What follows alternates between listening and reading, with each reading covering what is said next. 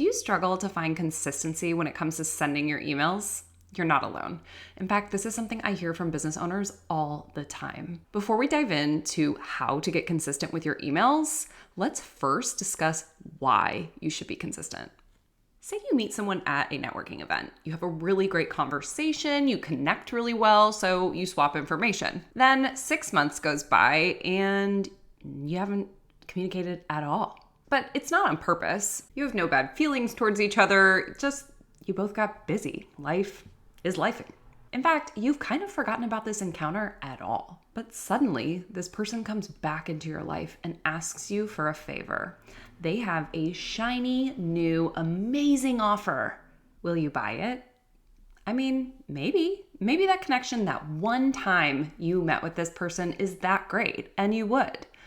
But I'm going to guess more than likely, you're probably going to have forgotten who that person is, why you're on this email list, and likely, why was I interested in this in the first place? This is what you're doing when you invite people to your email list, but then do not email them. In this video, I'm going to talk a little bit more about why it's important to email consistently, how often you should be emailing to be considered consistent, and how to get consistent with your email marketing. It's a lot easier than you think. So let's dive in. You got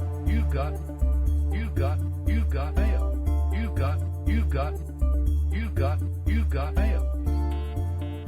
If we haven't met, I'm Shannon, aka Mrs. Vondi, founder of the Email Club, sometimes referred to as the Email Queen, and I guess the Khaleesi of names. I went from burnout wedding photographer to email obsessed when I sent one email to my list and I earned $2,600. And here's the thing, before that, I didn't use email in my photography business for 10 years. Now, with my Email Club membership and my Done For You services, I've helped hundreds of business owners discover that email is easy, fun, and extremely profitable. I'm on a mission to bring that you've got mail feeling back to email. First up, let's talk about why it's important to email consistently. Email allows you to be front of mind. Why is that so important? Well, let's say you need new socks. The ones you have keep wearing out too fast and you want something better. It's more likely you're going to buy a pair from either a recommendation from a friend or something you've seen recently, right? If a sock company is emailing you regularly, you're probably gonna think of them first. Or when you ask your friend which sock she would recommend, she's probably gonna recommend something she's seen often. This is the same thing with your business. If you're not reminding people that you exist consistently, they're gonna forget. You won't be the first person they think of when it comes to needing your offer. Email is a marketing channel and a super powerful one, just like social. Would you expect to post one time on social and sell out your offer? No, you wouldn't. That's unrealistic, right? So why are we expecting this from our emails? Why are we expecting to send just one email and people will suddenly buy? If you never show up, people forget who you are. They don't feel connected to you, but when they see you all the time, they're reminded you exist and they feel like they can trust you.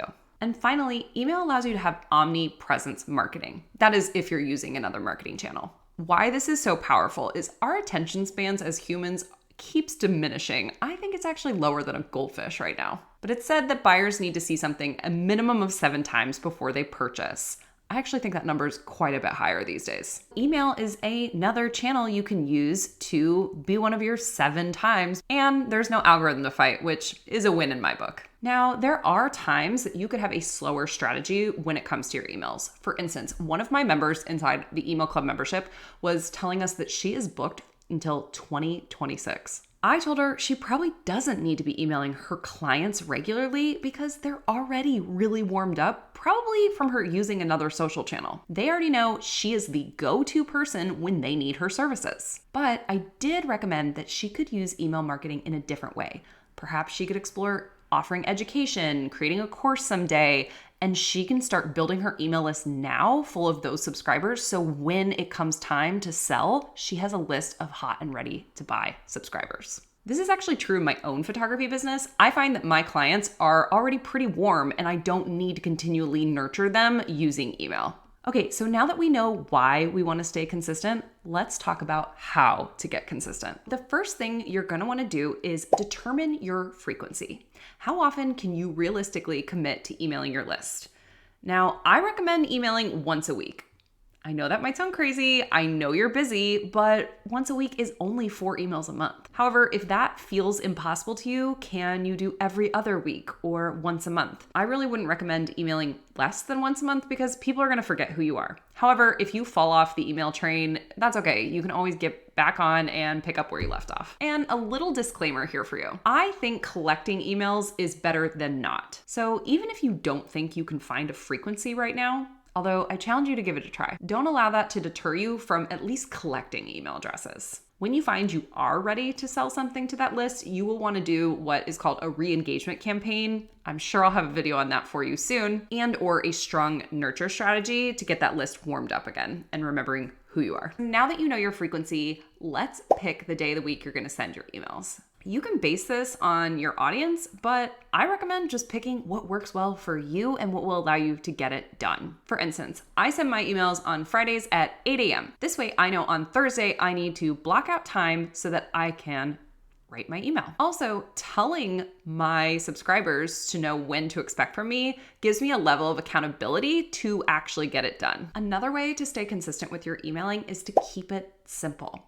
Emails don't need to be long. That's one of my favorite things about them. People skim emails. I think it's something like we have 13 seconds for people to read our email. So don't spend a ton of time writing a novel. This isn't a blog post. There's no word count to reach. You can keep it really simple. In fact, some of the best emails I've ever sent, the best performing emails, are ones that are only 1 to 2 sentences. Really, all you need is few sentences, maybe a GIF or a photo to give it a little personality, a button for them to click on, and call it a day. Another great way to get consistent with your emails would be to batch it.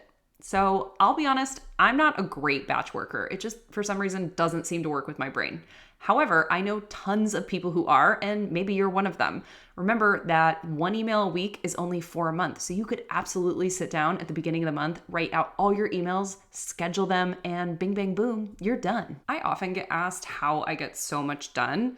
And yeah, I have a team that helps me with quite a lot, and they're amazing. I couldn't do it without them. But honestly, my biggest hack is get accountability. Whenever I'm doing something new, I find someone to be either my accountability buddy or I join a membership or a program or something to help hold me accountable. If you're looking for accountability buddies for your email, I highly recommend joining the email club because this membership was set up to encourage accountability and help you get your emails done. We cheer each other on, have co-working almost every week, even give you prizes for sending your emails. Another great thing I find helps me a lot with my emails is creating prompts. There's nothing worse than sitting down at your computer to write an email and staring at a blank cursor. Something that's tremendously helpful for me is to kind of map out, even if it's just a short sentence or an idea, really just gives me a burst of creativity when it comes time to sit down and write my email. Inside the email club membership, I have a workshop that shows you exactly how to do this, how to plan out your emails, and each month you get at least 10 email prompts and 3 exclusive done-for-you email templates that you can plug into your email provider and be done. And finally, if email just isn't your thing, it doesn't light you up, you dread doing it, you simply cannot find the time, outsource it.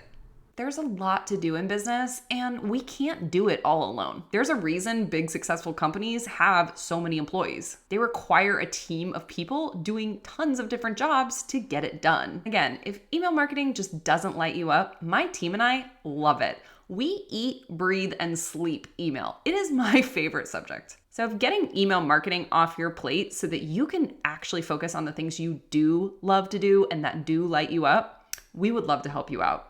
I hope these tips have helped you feel like you can get out there and send the damn email. I promise it's going to be worth your time. If you need help getting started, I have a free email template, and I also have a mini course that can walk you through setting up your email provider in just 1 hour. All the links can be found below. Finally, if you found this video helpful, would you do me a favor? I would be so appreciative if you would give it a like and maybe subscribe if you feel so inclined. Also, if you have a biz bestie that would find this interesting, feel free to send this their way. That way I can continue making more videos like this for you. If you have any questions, drop them below. And until next time, happy emailing.